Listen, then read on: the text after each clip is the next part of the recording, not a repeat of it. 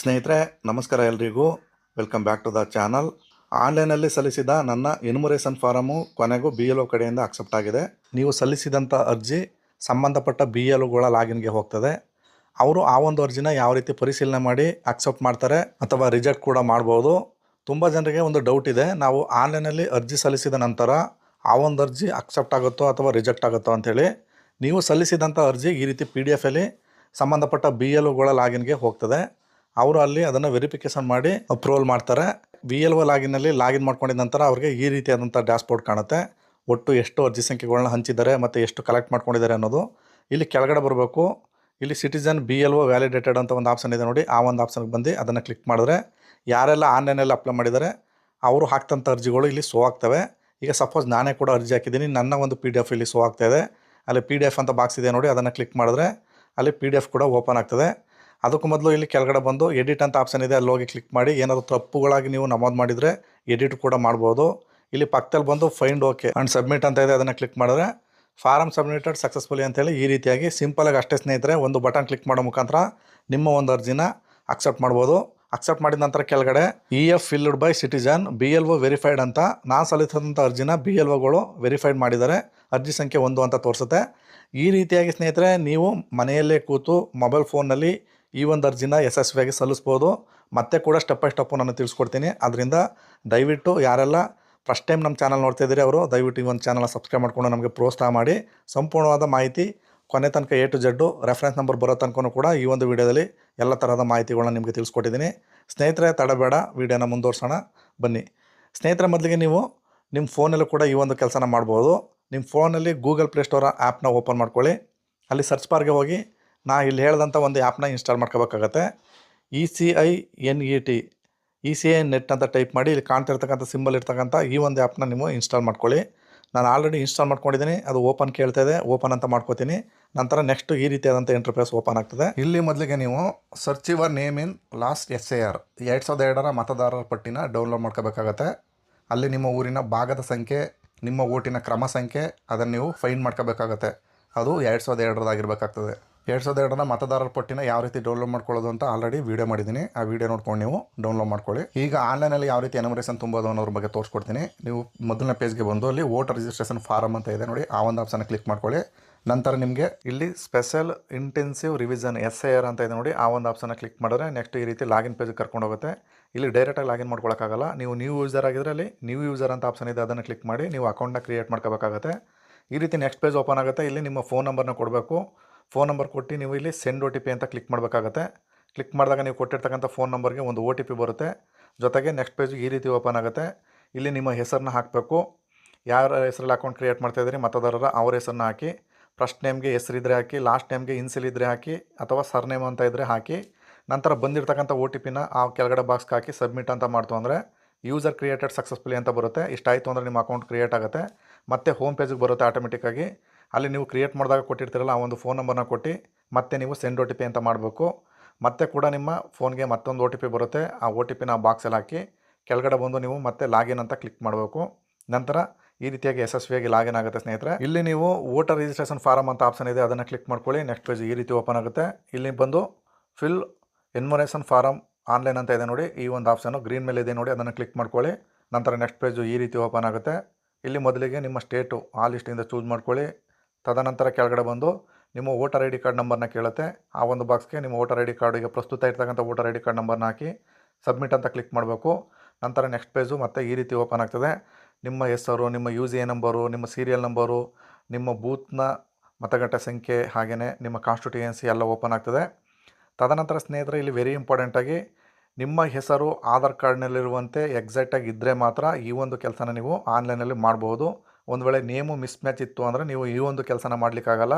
ಇಲ್ಲಿ ಕೆಳಗಡೆ ಕೊಟ್ಟಿದ್ದಾರೆ ನೋಡಬೇಕು. ಪ್ಲೀಸ್ ಕಾಂಟ್ಯಾಕ್ಟ್ ಯುವರ್ BLO, ಯಾರಿದ್ದಾರೆ BLO ಅವರ ಫೋನ್ ನಂಬರ್ ಸಮೇತವಾಗಿ ಇಲ್ಲಿ ಕೊಟ್ಟಿದ್ದಾರೆ. ಅವ್ರನ್ನ ಕಾಂಟ್ಯಾಕ್ಟ್ ಮಾಡಿ ನೀವು ಮ್ಯಾನುವಲ್ ಆಗಿ ಫಾರಮ್ ತುಂಬ ಮುಖಾಂತರ ಈ ಒಂದು ಕೆಲಸನ ಮಾಡಬೇಕಾಗ್ತದೆ. ಜೊತೆಗೆ ನಿಮ್ಮ ವೋಟರ್ ID ಕಾರ್ಡ್ಗೆ ಮೊಬೈಲ್ ನಂಬರು ಕೂಡ ಕಡ್ಡಾಯವಾಗಿ ಲಿಂಕ್ ಆಗಿರಬೇಕಾಗ್ತದೆ. ಈಗ ನನ್ನ ಕೇಸ್ನಲ್ಲಿ ವೋಟರ್ IDಗೆ ಫೋನ್ ನಂಬರ್ ಕೂಡ ಲಿಂಕ್ ಆಗಿದೆ ಮತ್ತು ಆಧಾರ್ ಕಾರ್ಡಲ್ಲಿರುವಂಥ ಹೆಸರು ವೋಟರ್ IDಲೂ ಕೂಡ ಕರೆಕ್ಟ್ ಆಗಿದೆ. ನಂತರ ಕೆಳಗಡೆ ಬಂದು ಫೋನ್ ನಂಬರ್ ಹಾಕಿ ಸೆಂಡ್ OTP ಅಂತ ಕ್ಲಿಕ್ ಮಾಡ್ತಾ ಇದ್ದೀನಿ.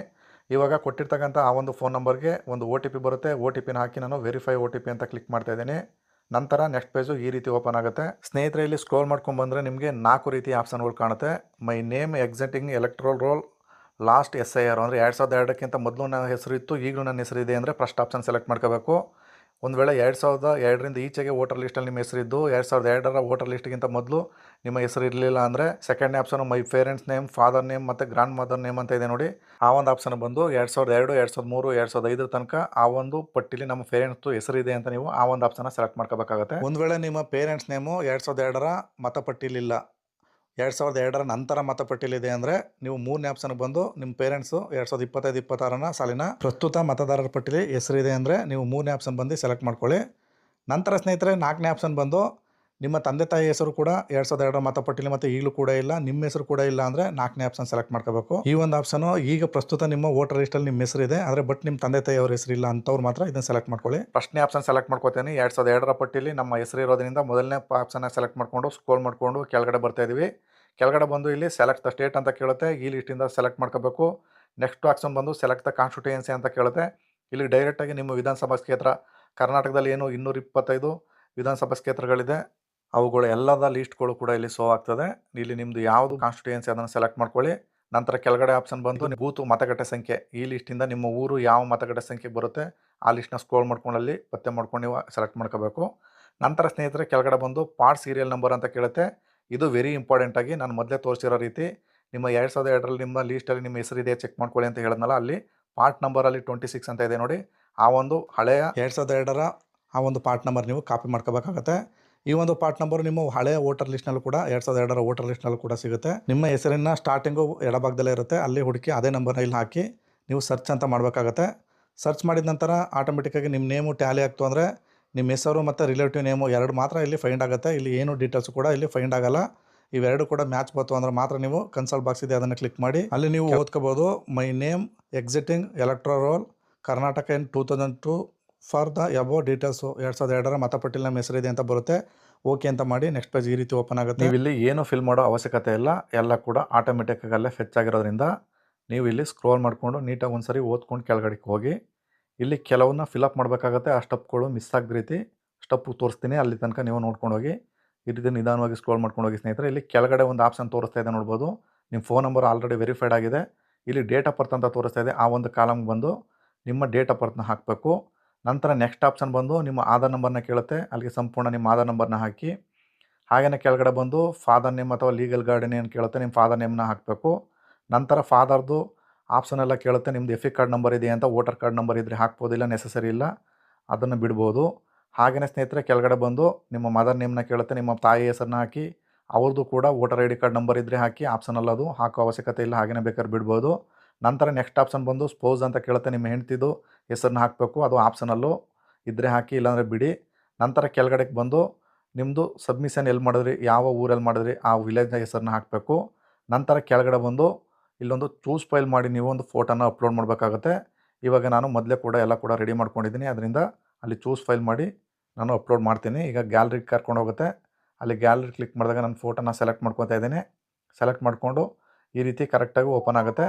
ಇಲ್ಲಿ ಮತ್ತೆ ಕೂಡ ಮೇಲ್ಗಡೆ ಕ್ರಾಪ್ ಅಂತ ಇದೆ, ಅದನ್ನು ಕ್ಲಿಕ್ ಮಾಡಿ ಕ್ರಾಪ್ ಮಾಡಿ ಅದನ್ನು ಕ್ರಾಪ್ ಅಂತ ಕ್ಲಿಕ್ ಮಾಡ್ತು ಅಂದರೆ ಆಟೋಮೆಟಿಕ್ಕಾಗಿ ಇಲ್ಲಿ ಫೋಟೋ ಫೆಚ್ ಆಗುತ್ತೆ. ಇಷ್ಟೇ ಸ್ನೇಹಿತರೆ, ಸಿಂಪಲಾಗಿ ಕೆಳಗಡೆ ಬಂದು ಸಬ್ಮಿಟ್ ಅಂತ ಕ್ಲಿಕ್ ಮಾಡಬೇಕು. ನಂತರ ಪ್ರಿವ್ಯೂ ಅಂತ ಬರುತ್ತೆ, ಇಲ್ಲಿ ನೀವೇನು ಫಿಲ್ ಮಾಡೋವಂಥ ಅವಶ್ಯಕತೆ ಇಲ್ಲ, ಅದು ಫಿಲ್ ಮಾಡೋಕ್ಕೆ ಹೋದರೆ ಆಪ್ಷನ್ನು ಕೂಡ ತಗೊಳ್ಳಲ್ಲ. ನೀವು ಸಿಂಪಲಾಗಿ ಸ್ಕ್ರೋಲ್ ಮಾಡ್ಕೊಂಡು ಹೋಗಬೇಕು. ಈಗ ನೆಕ್ಸ್ಟ್ ಪೇಜ್ ಬಂದು ನಿಮಗೆ ಈ ಸೈನ್ಗೆ ಕರ್ಕೊಂಡು ಹೋಗುತ್ತೆ, ಅದರಿಂದ ನೀವು ಇಲ್ಲಿ ಫಾರಮ್ನ ಈ ರೀತಿ ಸ್ಕ್ರೋಲ್ ಮಾಡ್ಕೊಂಡು ಕೆಳಗಡೆ ಹೋಗಿ ಇಲ್ಲಿ ಕೆಳಗಡೆ ಡಿಕ್ಲರೇಷನ್ ಅಂತ ಬರುತ್ತೆ, ಅಲ್ಲಿ ಕನ್ಸಲ್ಟ್ ಬಾಕ್ಸ್ ಇರುತ್ತೆ ಒಂದು, ಅದನ್ನು ಕ್ಲಿಕ್ ಮಾಡಿ ಕೆಳಗಡೆ ಬಂದು ಮತ್ತೆ ಸಬ್ಮಿಟ್ ಅಂತ ಕ್ಲಿಕ್ ಮಾಡಬೇಕು. ಈ ರೀತಿ ಸಬ್ಮಿಟ್ ಆದ ನಂತರ ನೆಕ್ಸ್ಟ್ ಪೇಜಲ್ಲಿ ಈ KYC ಕಾಲಮ್ಗೆ ಕರ್ಕೊಂಡು ಹೋಗುತ್ತೆ. ಇಲ್ಲಿ ನಿಮ್ಮ ಆಧಾರ್ ಕಾರ್ಡ್ ನಂಬರ್ನ ಹಾಕಬೇಕು, ಪಕ್ಕದಲ್ಲಿ ಬಂದು ಗೆಟ್ OTP ಅಂತ ಕ್ಲಿಕ್ ಮಾಡಬೇಕು. ನಿಮಗೆ ಆಧಾರ್ ರಿಜಿಸ್ಟರ್ ಆಗಿರ್ತಕ್ಕಂಥ ಫೋನ್ ನಂಬರು ನಿಮ್ಮ ಜೊತೆಲೇ ಇರಬೇಕಾಗ್ತದೆ, ಅದಕ್ಕೊಂದು OTP ಬರುತ್ತೆ, ಆ OTPನ ಹಾಕಿ ನೀವು ಸಬ್ಮಿಟ್ ಅಂತ ಮಾಡಬೇಕಾಗುತ್ತೆ.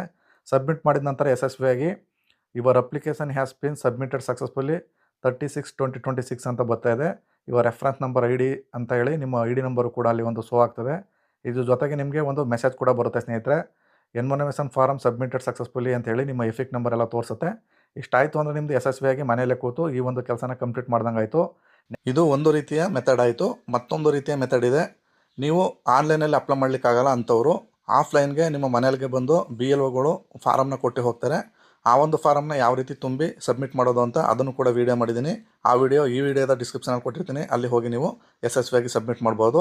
ಹಾಗೆ 2002ರ ಮತದಾರರ ಪಟ್ಟಿನ ಡೌನ್ಲೋಡ್ ಮಾಡ್ಕೊಳ್ಳೋದು ಹೇಗೆ ಅಂತ ಅದನ್ನು ಕೂಡ ವೀಡಿಯೋ ಮಾಡಿದ್ದೀನಿ, ಅದು ಕೂಡ ಡಿಸ್ಕ್ರಿಪ್ಷನಲ್ಲಿ ಕೊಟ್ಟಿರ್ತೀನಿ. ಆ ಎಲ್ಲ ವಿಡಿಯೋಗಳ ನೋಡಿ ನೀವು ಮಾಹಿತಿನ ಪಡ್ಕೋಬೋದು. ಸ್ನೇಹಿತರೆ, ಇದಾಗಿತ್ತು ಇವತ್ತಿನ ಈ ಒಂದು ವಿಡಿಯೋದ ಮಾಹಿತಿ. ಈ ಮಾಹಿತಿ ನಿಮ್ಗೆ ಇಷ್ಟವಾಗಿದ್ದರೆ ದಯವಿಟ್ಟು ನಮ್ಮ ಚಾನಲ್ನ ಸಬ್ಸ್ಕ್ರೈಬ್ ಮಾಡ್ಕೊಳ್ಳಿ, AJ tech Kannada YouTube channel ಅಂತ. ಇಲ್ಲಿ ತನಕ ವಿಡಿಯೋ ನೋಡಿದ್ದಕ್ಕೆಲ್ಲರಿಗೂ ಧನ್ಯವಾದಗಳು. ನಮಸ್ಕಾರ.